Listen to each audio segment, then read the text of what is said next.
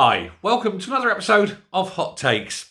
Fergus, the only half-decent member of the SNP at the moment, has said there must be a full investigation into Cameron Downing and find out who signed off and backed the idea of him becoming the Equalities spokesperson.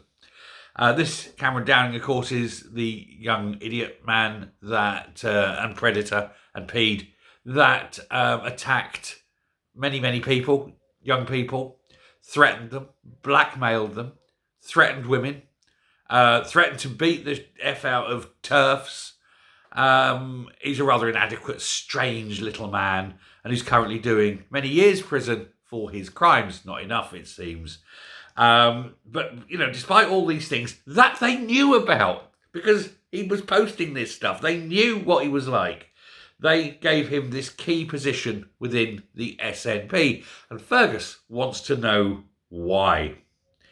This is the man that was photographed, of course, with Nicola Sturgeon.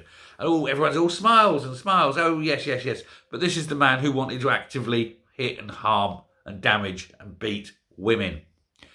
Equalities minister? Or at least equalities spokesperson? Don't know.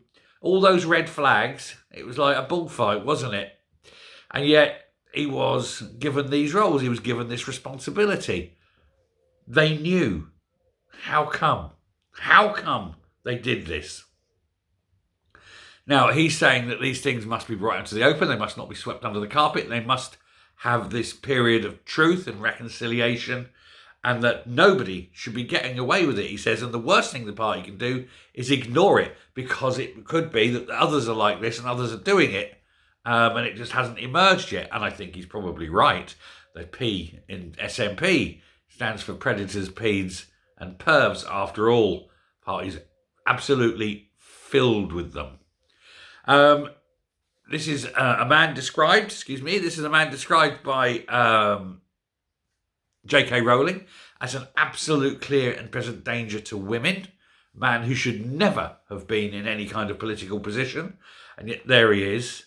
And like I say, they knew.